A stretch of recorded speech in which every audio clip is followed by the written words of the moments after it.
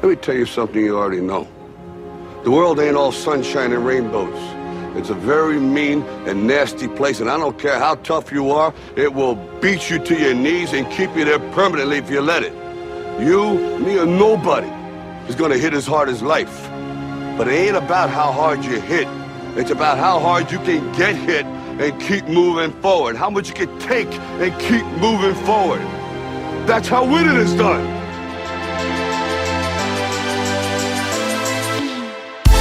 Welcome to Successful Dropout. This podcast is for the outliers, the innovators, the rebels, those that dare to dream and act on their dreams. I'm your host, Kylan Ginger.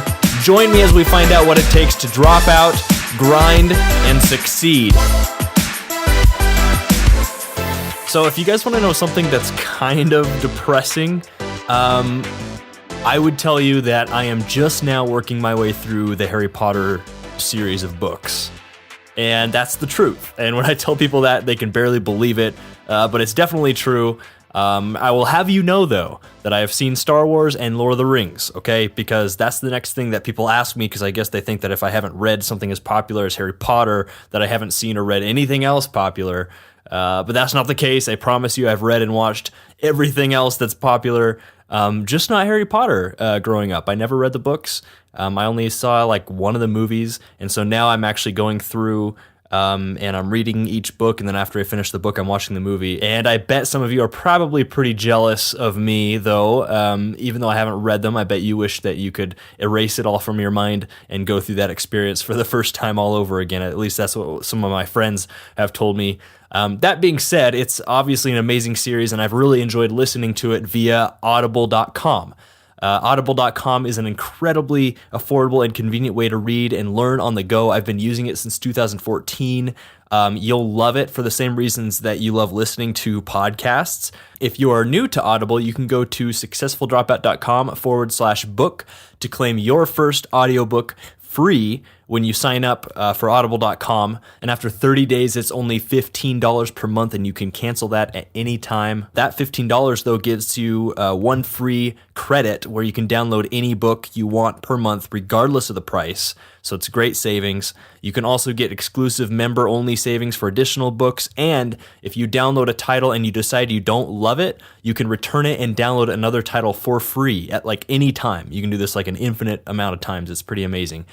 So there's really no risk on your end. And again, if you are new to audible.com, go to successfuldropout.com/book to get your free audiobook through this podcast. You can also see my personal library and reading stats there because I posted some screenshots. Again, that's successfuldropout.com/book. Now let's get to the episode.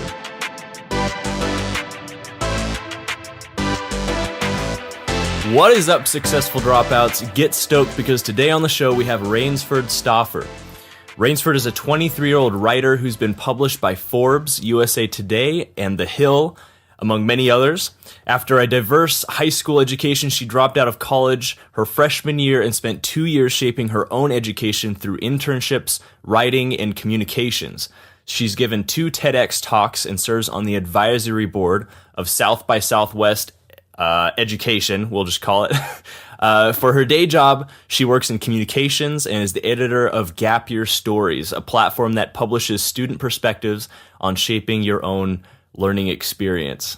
So Rainesford, that's the intro I have for you, but tell us a little bit more about yourself and what you do.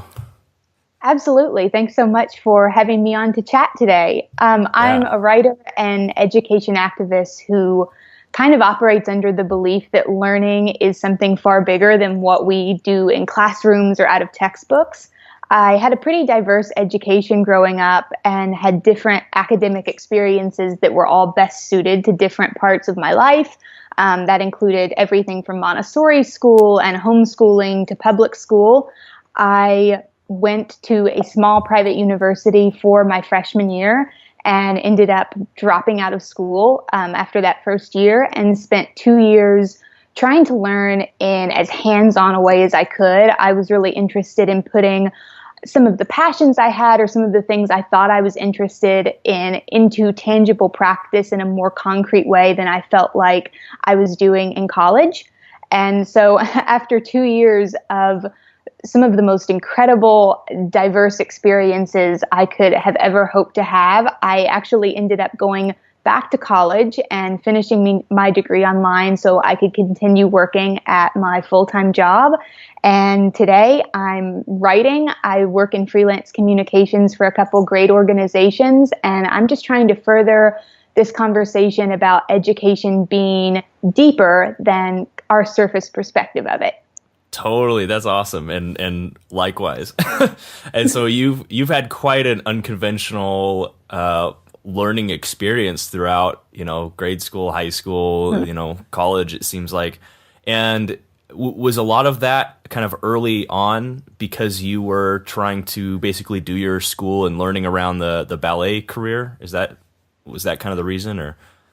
I think honestly, it all started with my parents. I was always raised under the belief that there wasn't just a singular right way to learn something. And my parents believed that we were learning all the time, whether it be from reading a great book or having a great conversation or at work or at school. So I think that mentality was ingrained in me before I even realized it was. Yeah. And I think around when I was 7 is when I started taking ballet very seriously, which is funny to think of an elementary schooler choosing their career, but that's kind of how it works in ballet.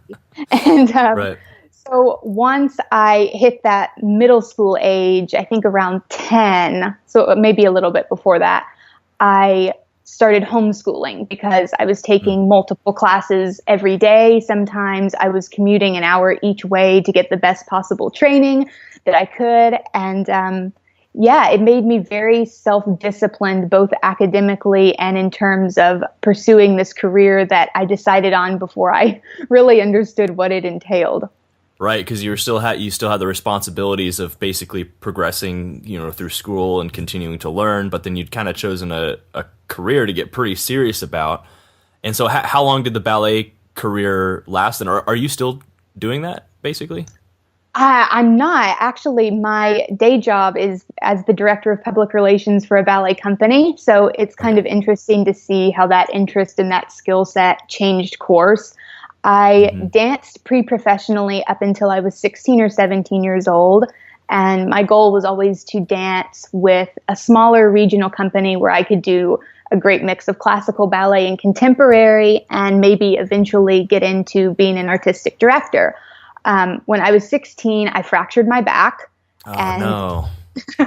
That was a pretty big injury at such a pivotal point in your career. How did that happen exactly? Do you mind sharing? No, not at all. It's very weird because it was kind of a gradual progression over time. And one day I went back into a port de bras, which is essentially when you recline backward with your arm up over your head. And I couldn't get back up. I couldn't get my core to engage. And it's like my back had locked up. And that was kind of the culmination of a lot of months of feeling like there was pain in my lower back, that my lower back was really tight, and choosing to ignore it. At the time, I thought it was because I was very committed to what I was doing and wanted to work really hard. I actually think it was just being a naive kid and not knowing when to say when. And I spent about a year trying to rehab that injury with physical therapy and stretching, and it just became obvious that my body wasn't going to bounce back in the way it needed to. And what's interesting about ballet is it really is a young person's career. When you're 16 or 17 years old is when you are starting to look at taking your first job. And so that was a pretty critical point to get injured. And that's actually how I wound up going to college. I'd graduated high school a year early just because I'd accumulated enough credits to do so, and felt rushed into a decision that, to be honest with you, I had not planned on making because I thought I'd be dancing. Right. Totally. Well, you're speaking to me. I have I have an old Navy lower back injury that I'm pretty much just ignoring. Yours has to be worse than mine was. I should probably pay attention to that, but it's like when you do. Yeah, seriously. No, yeah. I mean, I was hanging out with a buddy this last weekend who got rear-ended. And it's amazing. Just I don't remember which kind of vertebrae he's having issues with, but if he bends a certain way or does a certain thing or jumps up and down, there's tingling in his elbow or his, Oh my left gosh. pinky toe, or, it's just your back everything's so connected. And I'm sure you understand that a lot because of Yeah, it was the my yoga studio and everything. yeah. Is that what got you into yoga at Yes, all? The rehab totally. process there. So for people listening, Rainesford co-owns a yoga studio, which is exactly what my wife and I do as one of our businesses. So we have a lot in common there. But is that so? Was that kind of part of the rehab process and how you got into Yeah. yoga then? Absolutely. I had a couple months of physical therapy. I wore a brace for a while. And when I started trying to get back into dancing, I had lost a lot of strength, especially in my core. I'd lost a lot of flexibility. And my physical therapist told me that, you need to try yoga. And it's very funny how that turned out because I actually ended up loving yoga more than I did ballet. No, really? Yeah, it was a very cool progression through things. I guess it's kind of similar in some ways. Yeah. Working similar muscle groups, I think. Yeah. Do you have any like old videos on YouTube that we can watch of your ballet my career or anything like that? I am very thankful that most of my ballet career and performances happened before it became normal to record everything. I'm sure there's something somewhere that will resurface, but I don't have it, thankfully. Could you do the whole like stand on your big toe thing? Point work, yeah. Point work, I guess. Both my sisters took a little bit of ballet, so when they were pretty young, and so I watched it a little bit. But man, talk about a tough sport. I feel like. I mean, would you call it a sport or more like a? Oh, that is practice? such a controversial question in this Because field. it seems just very difficult, and you've got to really be dedicated to be good. Yeah, I feel like it's an awesome fusion between arts and athletics, honestly. I definitely think dancers are athletes. I grew up in a family of athletes. Every sibling besides me played soccer at a very high level.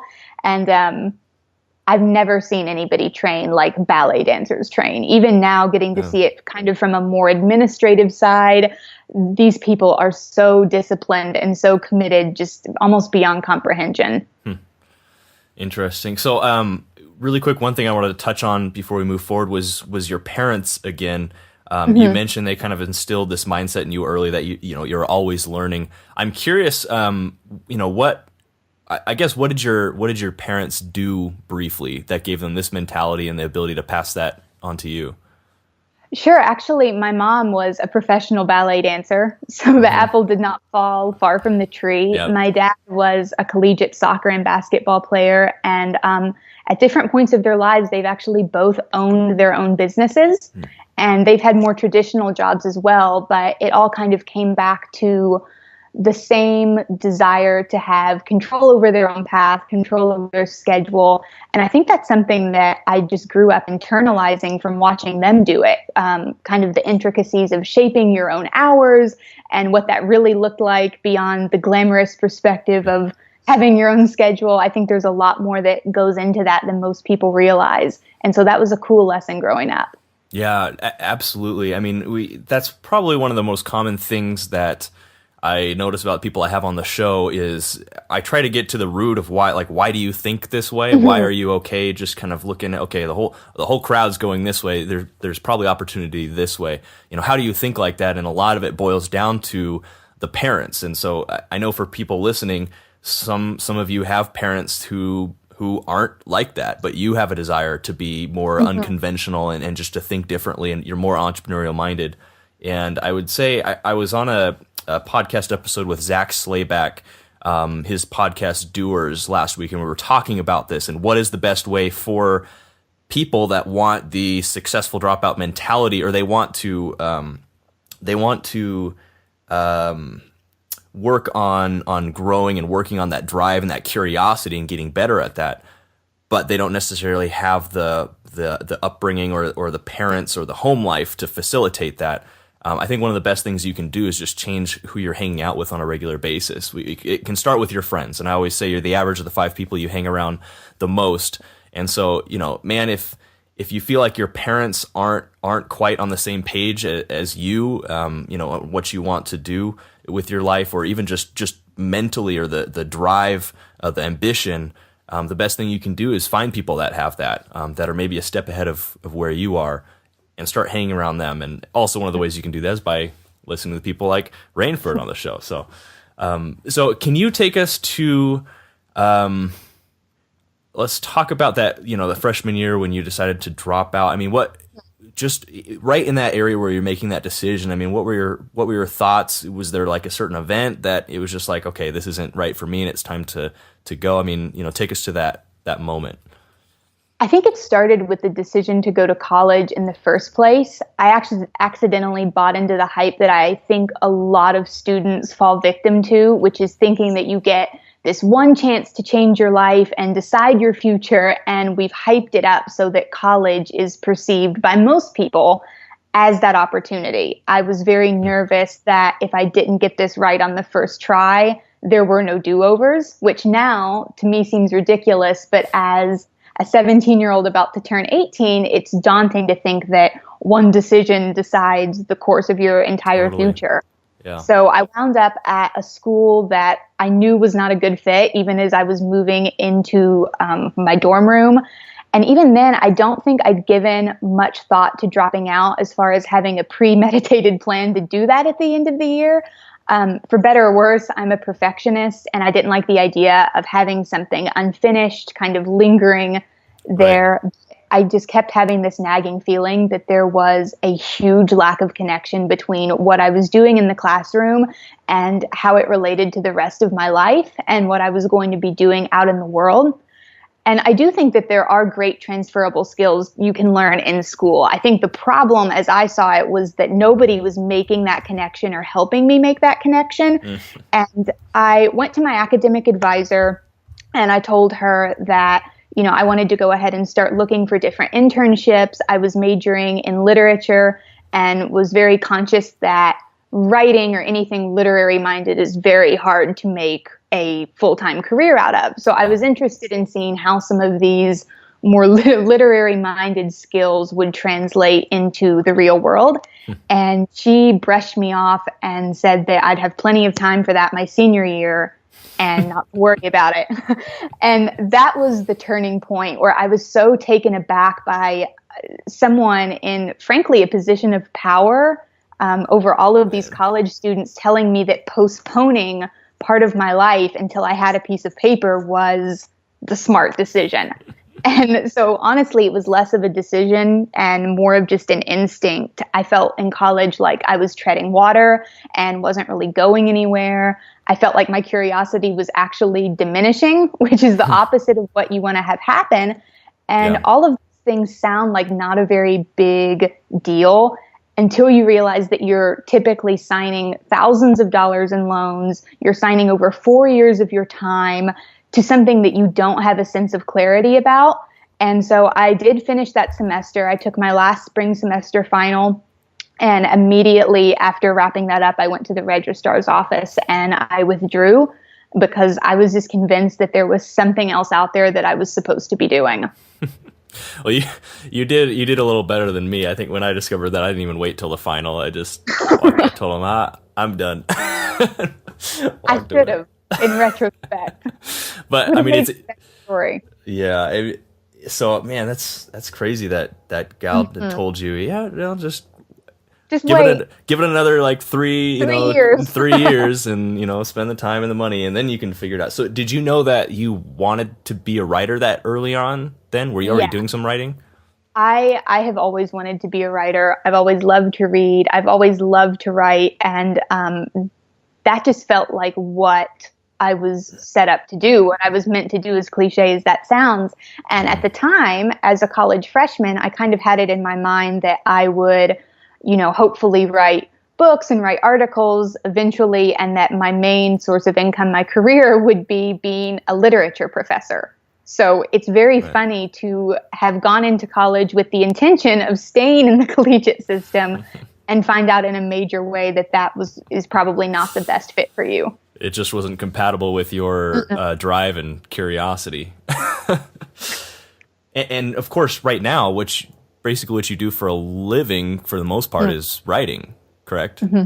Yeah, correct. I think that's one of the things I love about people that come onto the show is Yeah, I think anybody listening knows that writing is one of the harder things, or they've been told that writing is one of the harder things to make a career out of. But man, nothing can stop that drive and the curiosity and the personal responsibility to take it upon yourself to just find a way and not just listen to people who are, quote unquote, more credentialed than you are. I'd be curious to think, in your personal experience, and of course what you write about, what in your opinion are some of the biggest differences between like a mindset that is fostered in the formal schooling system, because you've had some experience with that, and a mindset that's fostered outside of it, in the real world, or just the real world? I mean, what are the biggest differences between, say, an adult who's fully assimilated into the real world right now and the way it operates and the way things work there versus a student in college? What's that gap in between? I think that there is an incredible gap in between that's made up of a lot of different things. The one that most immediately comes to mind is that I think from the time students are very young, probably back to kindergarten, we teach them to be terrified of failure. And the thing about making your own path, whether it's in school, if it's at work, if it's just deciding personally, I'm going to move across the country, anytime you stray from the societal norms, you're risking huge failure, and you will eventually probably be confronted with it. And to me, one of the biggest flaws with our education system in general is that we act like that's a bad thing. We tell people that if they get a bad grade on a test, that says something about who they are as a person, their intelligence, their capabilities. We don't look at it as, okay, you didn't understand this particular thing, or maybe your intelligence isn't best translated in this particular way. Yeah. We want to red stamp it and say, well, you didn't do it right the first time. You didn't do it great this time. No more chances for you. And in my experience, that is the polar opposite of how the real world works. Yeah. I think a huge part of learning in general is figuring out what works for you, what doesn't. There's some risk involved in that, and there's a lot of failure in it. And until we start approaching this mindset as failure being a way forward instead of a wall that's going to block you from moving any further, our students are going to continue to be stunted, and they're going to get out into the real world, and the first time they're confronted with a job they don't get or something that they can't study or GPA their way into, it's going to feel catastrophic, and that's not fair. And so I think a substantial part of the gap is that we want them to stay very much in the lines. We want them to do what they need to do to get an A, and that's it. Yeah. And unfortunately, or fortunately, I think fortunately, the real world does not operate like that. I totally agree. And, I just posted an article on my Facebook and on the Successful Dropout Facebook about they did a study on valedictorians, on several valedictorians and where they ended up. And actually, I'm in contact with the author of that article right now because it just blew up, and I think he might be coming onto the show to discuss that a little more. So everybody stay tuned for that. I think it's going to be good. But it's just really interesting how, studying these valedictorians, they did turn out to be successful, people. Like, they had great jobs, a lot of them mostly, middle class, great families, great lives and careers and stuff. But what's interesting is none of them actually went on to do anything world changing, I guess, or to take anything, to use Peter Thiel's term, to take anything from 0 to 1. None of them did that, and it's because they grew up excelling in a system in a closed system, essentially, where you study to the test, and really they were just really good test takers and understood how to memorize the correct information to regurgitate later and get that great letter grade.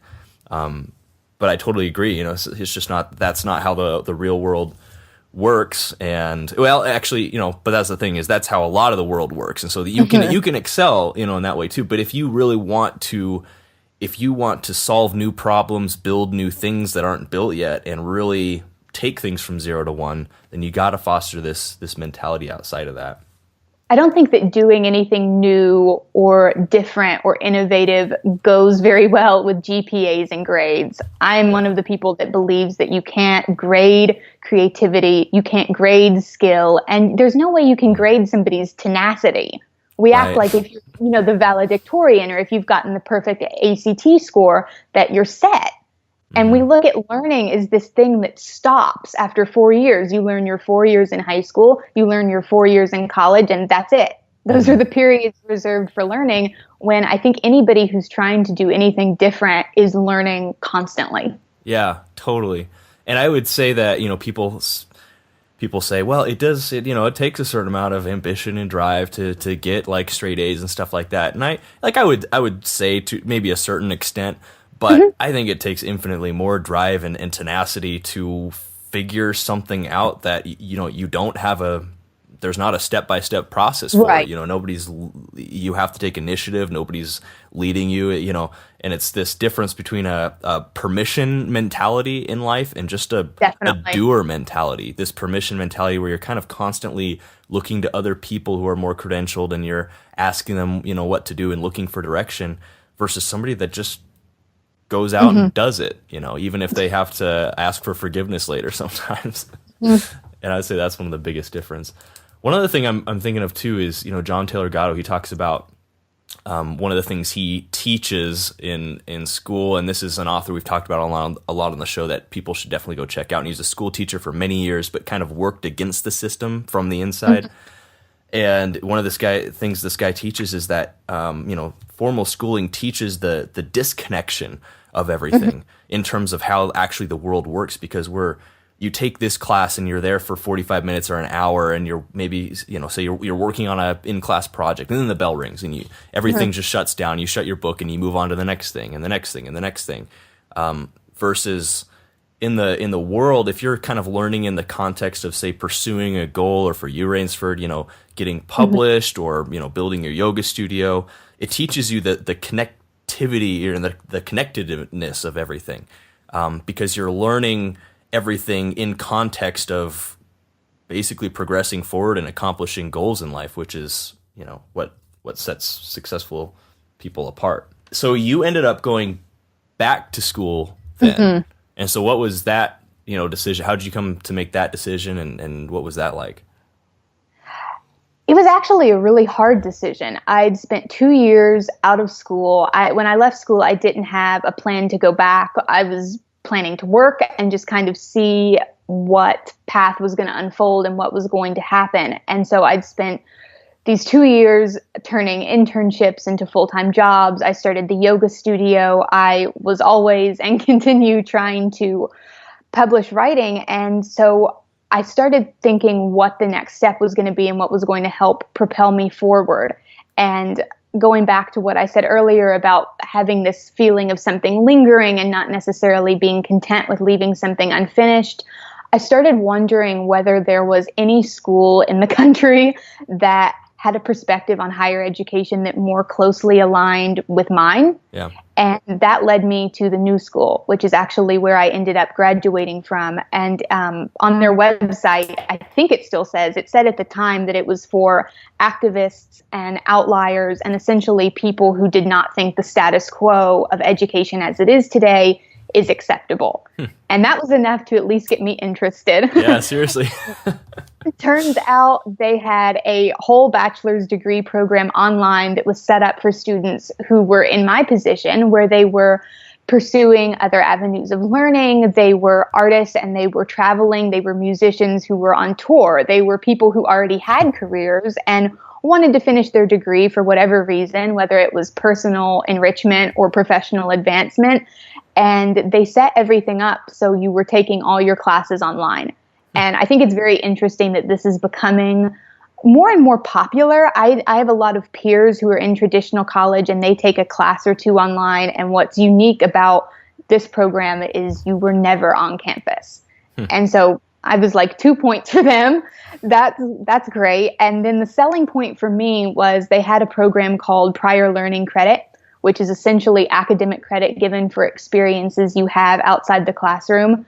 And to me, that was the most profound example of an academic institution recognizing that there's more to learning than what they could teach you or tell you. And so I decided to go ahead and give it a shot. I got accepted to the school and then got accepted into the prior learning program.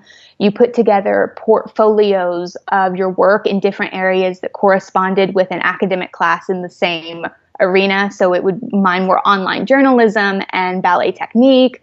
I think I did 6 altogether and ended up getting a year's worth of academic credit for things that I had already done. Yeah. The bonus part of that is that it saved an astronomical amount of money. I got a year's worth of college credit for just over the cost of one class at the school. Wow. And it just reinforced to me that this great divide between the periods of your life where you're learning and the ones where you're supposedly have learned everything and you're out in the real world, that does not exist. And so this program was a really interesting way for me to kind of bridge the gap between my more academic side and my experimental perspective. I love that. So it's called the New School? The New School. Mm-hmm. Are they, I guess, fairly new? Or have they been on the scene for a while? I've never heard of them before. You know, I do think they've been on the scene for a while. I cannot remember the year the school was founded. It does have a campus. It's based in New York City. And part of the New School is Parsons School for Design, which is obviously a very big design and art school. And I guess they had established this program because they realized that there were students they wanted as members of their community and their university who were not necessarily in a position to show up to campus and, like you said, spend 45 minutes to an hour and a half in a class every day. Yeah. And what was great for me is that I'd finally found a full-time job that I really liked, that I felt like was an interesting learning experience. And it made it so I didn't have to pick and choose. There were no set class hours. We had due dates for things, but none of it required being tethered to your computer taking a class. Yeah. So do you mind me asking what, so you earn your bachelor's degree through that. Do you mind me asking how much it cost you in total? Oh my gosh, I'd have remember? to pull it up, I think. I saved a ton of money with prior learning credit. I also got a lot of scholarship from the school.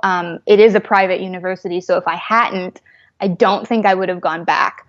I'm trying to think because I think that it came out to a little less than what it would have been if I had gone to an in-state college. Like for me, that would have been the University of Kentucky. Mm-hmm. So suffice it to say, it was a far better financial deal than the decision I made my freshman year, right? Which I got, I think, a very negligible amount of academic scholarship money. That if I have student debt problems, it is because of my freshman year of college. Yeah.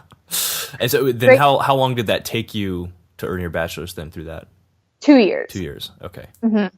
Okay. Well, that's really interesting. I'm going to have to check that out, and we'll put a link to that. I'll do some research and put some stuff in the show notes for this episode because that could be a really cool option. It reminds me a lot of, I mean, I was homeschooled almost my entire life.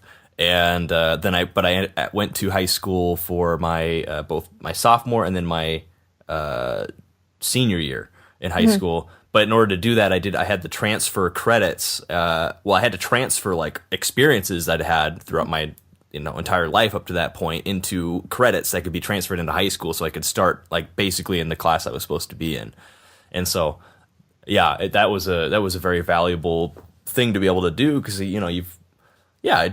learning doesn't happen just inside the classroom. I'd done and all this stuff. I'd started a little business when I was like 10, and we lived in the mountains, so I had like a ton of experience that transferred over to PE credits and stuff like that. But yeah, really valuable thing. Okay, so then. It's funny because I remember when I was applying to college, trying to figure out how to make everything I had done in high school. I'd taken all of these online classes in Latin and logic that really didn't correspond with any general education requirement, but were somehow more than an elective, and all this ballet training onto the Common App. Oh, yeah. And I think you realize looking at the Common App how specific we want people's ambitions and achievements to be, because I remember you had to select from the little drop-down menu of clubs and activities. Well, of course, pre-professional ballet training was not on there. And so it leaves out like entire chunks of who you are as a person. Yeah. Yeah. So Cookie cutter. Agreed. Yeah. I'd be interested. So you're 20, did you say you're 23 or 24 now? 23? 23. What would you tell, if you could have 10 minutes with your former self, let's say your 18-year-old self, what would you tell yourself just as far as just advice? You've got 10 minutes. What would you tell yourself? Wow. I think that the biggest thing that I would tell myself, because there were so many moments, especially when I first dropped out, that I was so fearful of failing, which goes back to what we talked about earlier, where I think that's almost bred into us. And I was anxious about things working out. The biggest lesson I would share with my younger self is that feeling never goes away. When you have something on the line, when you have something you're worried about making happen or something that matters so deeply to you, it's natural to feel fearful that things aren't going to go your way, that you're not going to get to see this thing through to fruition. And I think that sometimes in education especially, we think we can educate ourselves out of that feeling, that we can educate ourselves away from failure. And so I would try to explain that the idea of being ready for something is usually a myth. I think it's very rare that we have one moment of just complete readiness and clarity about whatever it is that we're trying to do. And usually when you're shaping your own path, in my experience, it's a combination of belief in something that matters to you, incredible amounts of effort, and just the right amount of risk. And younger me, especially when I was in college, wasted a lot of time trying to make sure everything was perfect. And I'm sure there are opportunities I missed because I second guessed myself. And going back to thinking about how I went back to college, there was one day in particular that kind of stands out to me. It took me a long time to determine what the right path was. And I had these 2 years that I felt like were so full of different things. And it was getting to the point where I needed to kind of narrow down and choose a more singular path, at least for the next phase of my life. I was in a position where I couldn't keep doing everything. And I wish I could tell myself that sometimes the greatest opportunities and moments and endeavors in your life are really messy. They aren't cookie cutter. They aren't picture perfect. And to me, I think that's the magic of it. When you're shaping your own life, I think the more you embrace risk and are willing to go for things, even if there isn't a specific ending in mind, or even if you don't know what the outcome's going to be, I think it sets you up to do incredible things in your future. And I wish I would have learned that sooner. I think that's phenomenal. I mean, the craziest, scariest, in some ways depressing 12 months of my life were 12 months in which we built 2, almost 3 businesses that are going strong today. And man, definitely no regrets, even though it was, and I grew a lot from it. But I'm really interested in a couple of things you said, and I really want to pull it out because I think you're onto something here. You know, you mentioned in kind of the pursuit of anything in life, the 3 really important factors, which I've never heard anybody break them down. Basically isolate these 3, but I really think it's important. Which was, a correct amount of fear/risk, hard work and effort, and then belief, or I would say in some ways faith. Faith is believing in something that you cannot see or touch or feel yet. It doesn't exist yet, but you believe it's possible. And I think those are some really key things because, man, like you can pursue something, you can believe in something and have faith in something and do a lot of hard work, but maybe it's something that's just too comfortable, and if it's too comfortable, it might not be that worthwhile of an endeavor.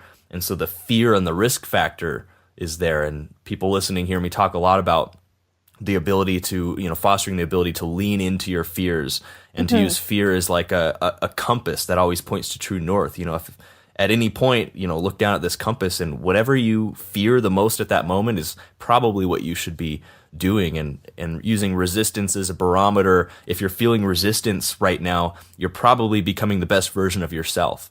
And just hard work and effort and that belief. And I think you said it really well. Just those 3 things in combination are incredibly key. So that's great. So I am curious too to hear about maybe what you would consider your worst entrepreneurial moment. This last week I released an episode about my worst entrepreneurial moment, and it was everything from panic attacks to like hiding from certain people because I owed them money. But so I think people just really like to hear that. And also somebody like you're obviously going to learn a lot from those experiences. So what would you consider to be your worst entrepreneurial moment?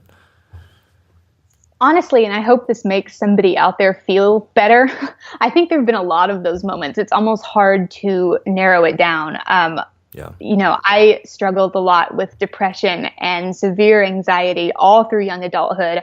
That's still something I grapple with. And so I think that the lack of certainty that life offers sometimes is hard for somebody like me, and hard for somebody maybe working through those issues where you want a guarantee. And the fact is that life is never going to give you one. But to pinpoint a specific moment, it actually happened right after I dropped out. I think I dropped out of college in May. And if I'm remembering correctly, this happened in August.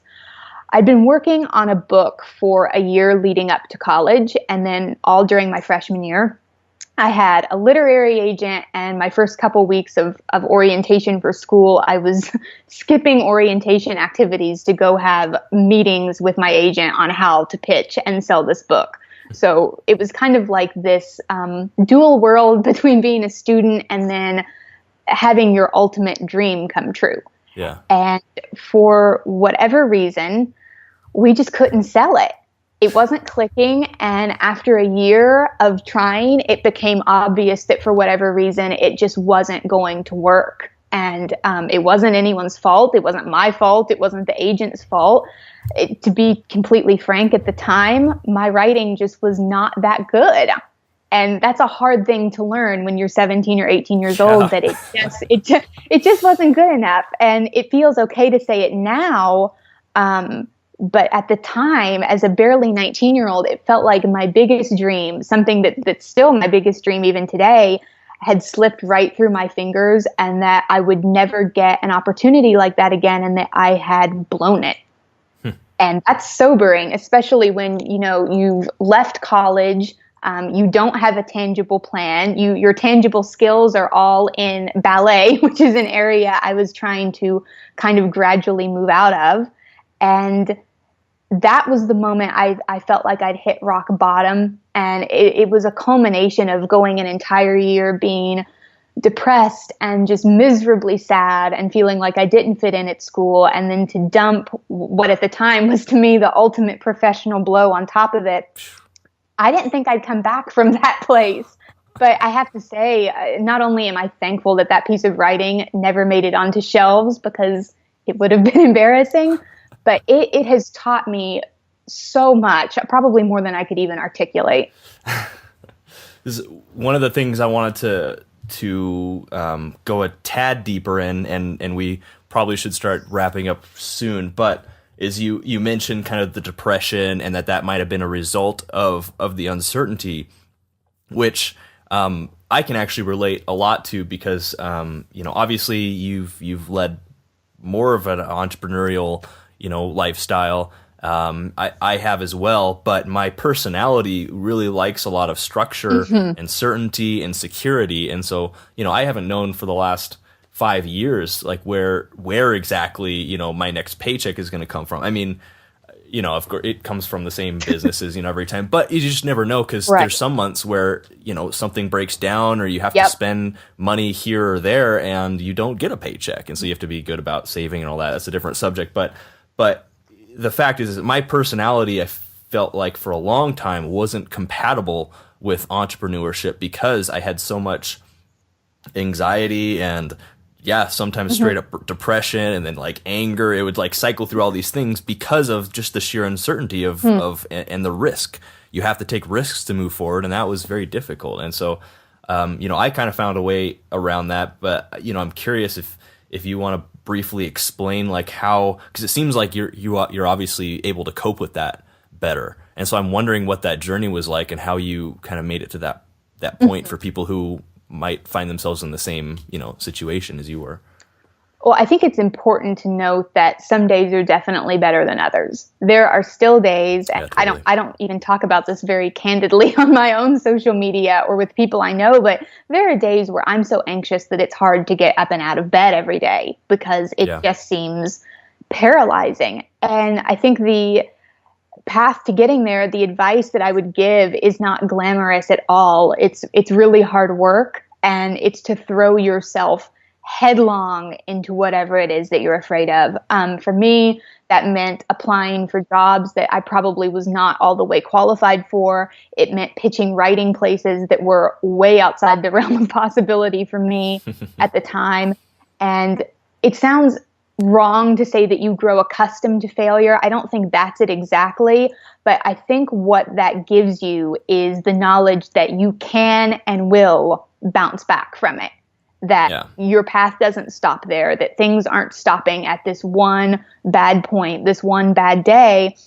And I think it goes back to that experience I had my freshman year. I was miserable in school. And in turn, that misery that was related to me really personally at the time, it undoubtedly negatively affected my writing. It probably negatively affected my work. I'm sure it didn't make me pleasant to be around. And so I think my path started when I took myself out of a situation that I determined wasn't adding anything positive to my life.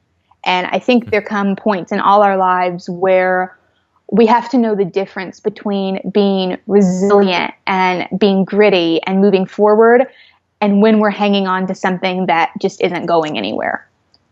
And I think it's a hard lesson, and I think it's one that is, at least for me, constantly in progress. But I think that the best way to get outside your own head is to just do it, whatever it is. Man, yeah. And I think you're dead on. I mean, and that goes back to what you were saying about failure, and it's just a good thing. And you're right. You never really, like lose, I guess, a fear of failure, right, or get over that. But I think what does happen is you start to realize how valuable failure is.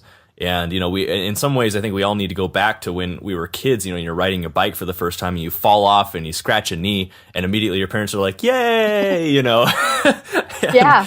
And I mean, we need to go back to that, because it's like failure is good. It means you're making progress. At the same time, I completely understand about, if you wake up too many times in a row and you look in the mirror and you're just like, God, I hate what I'm about to go do. And you realize like what you're doing it's never wrong to quit a bad thing. Right. People Right. view quitting as this really negative thing, but yet when somebody quits smoking, everybody cheers for them. And it's the same thing. There was my first business I started 3 years into it. It was like, it was really dragging me down. The kind of people I had to deal with, and it just wasn't a good fit. And I ended up selling it, but it was this struggle between, like, on one hand, you want to be perseverant and you want to see things through to the end and stuff like that. But on the other, if it's just not a good thing to do, if it's bad to do, you gotta.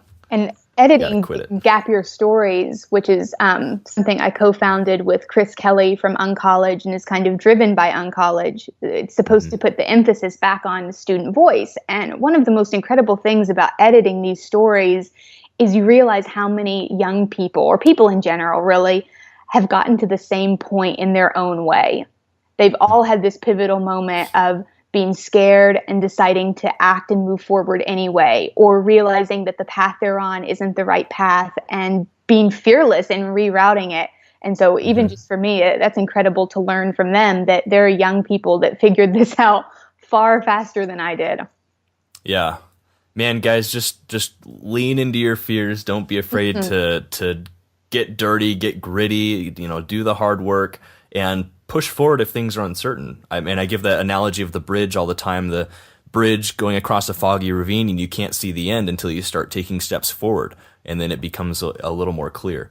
And also don't forget that action begets more action. I think you said it earlier, sometimes you sit around until just the right moment when you get inspired and you can take the action. But it's like, as long as you can figure out the first step, like what's the step you want to take today, take that step, and that action begets more action. You'll get inspired with more ideas and see more directions as you can't go up a flight of steps until, you can't get to the next floor until you're taking the steps up. So, well, we're running a little short on time, Rainesford, but I have two more questions for you. I'm curious, what parting advice do you have for any of our listeners who are thinking of dropping out of school, doing something a little more unconventional like you did, but they haven't quite made that step yet? Oh, wow. I think the advice I would give is perhaps cliche, but I know that it's advice that I would have gladly taken when I was considering dropping out, and even really for the first year of being out of school and in kind of a free fall. And that advice would be to remain hopeful. I know that that sounds really lackluster compared to some of the bold encouragements we get in commencement speeches and the like about chasing your dreams and working hard and being the last one to leave the office. And I think all of those things have their place, but I think what bolsters your hard work on the days it doesn't feel worth it is hope. And I don't think it gets the credit it deserves as far as encouraging perspective and tenacity. I don't think anyone has ever dropped out of school or quit a bad job or moved out of a bad relationship. You could insert anything in there without being hopeful that there is a tomorrow out there for you that's significantly better than what your today is. And so any advice I would give to someone considering dropping out, besides having as much of a plan as you can, I think it helps to know what your intention is. I'm not a big fan of dropping out just to kind of say that you've done it. I think that even just for your own sanity, it's important to know, well, I'm interested in this particular skill and learning about this. I'm going to start my own company. This is where I aspire to work. And other than that, I think that you have to learn to trust your gut instinct. You have to learn to tap into that hope and that resilience that's inside of you, and trust that, to very loosely paraphrase Steve Jobs, I think in his commencement speech at Stanford, that something in you already knows the way. Something in you already knows what you want to become. And the greatest thing you can do, whether you're a student, you're a dropout, you're somewhere in between, is learn to follow that instinct. Yeah, totally. And guys, you're young. I mean, you can always go back to school if that's what you decide to do in the future. But the more, like Rainesford was saying earlier, the more you make those hard decisions and the more you, through resilience, just overcome the adversity and get through things, and the harder decisions you make and the more you get through those, I think the easier it becomes, because at least for me, I've got plenty of really tough decisions and experiences that I've been through now, to where when the next one comes up, all I got to do is just look back at this proof of like making the tough decision here, doing the hard thing, leaning into my fears and taking this risk is going to be a positive thing, because I've done it all these times before, and it's made me who I am and brought me to where I'm at today. But Rainesford, what last question here? What advice do you have for any of our listeners who are already on this more entrepreneurial path and already pursuing, an endeavor like that? Maybe, people who are more where you are. I'll share one that I'm still very much practicing myself, and it's to get good at listening to yourself. I think anytime you stray off the beaten path, there are going to be plenty of people who don't understand where you're coming from, what you're trying to do. And I think that puts us in the position where we feel like the odds are kind of stacked against us. And tapping into your own instinct every time is what's going to allow you to think creatively and critically and produce work or engage in work that's somehow meaningful to you. And if you're somebody like me who is half a type A people pleaser and half someone who can't stay on the beaten path, few things are more important than learning not to second guess yourself. Other than that, the more traditional piece of, business advice I'd give is to try and be the person who knows everybody, whether it's the janitor or the secretary, or in my case, it was a bunch of stagehands, or your professor or your boss even. I think that it's important to be a person who goes out of their way to get to know other people. You never know who you're going to meet and how they're going to inspire you, what impact their story is going to have on you. And I think that makes you invaluable in your work, whatever field you're in. But more importantly, it helps make you a good person. And at the end of the day, I'd hope that's what we're all trying to do. Yeah, I love that. I think that's some great advice. I think that's also really helpful for that's a tiny step you can take to do something a lot of people fear, which is talking to people, getting to know strangers. Yeah, it's just a great exercise to be able to do that. Well, awesome. Well, what's the best way that people can connect with you? Awesome. I'm glad to have been on. You can shoot me a tweet. My Twitter handle is just my first name, Rainesford, and I am always tweeting more than I probably should be. or just drop me an email. If you are a young person who has an interesting story about a gap year or dropping out, please get in touch with us at Gap Year Stories. We'd love to help you tell that story to the world. Awesome. Well, successful dropouts, you've been hanging out with Rainesford and Kylan, learning what it takes to drop out, grind, and succeed. For everything we talked about today, head over to successfuldropout.com and type Rainesford into the search bar, and that's Rainesford. And the show notes will pop right up. And as always, stay hungry, stay foolish. For more information about how to drop out, grind, and succeed, go to successfuldropout.com. I also love questions. If you have a question about anything we talked about today, I want to hear from you. Go to successfuldropout.com and click the Ask Me a Question link at the top of the page.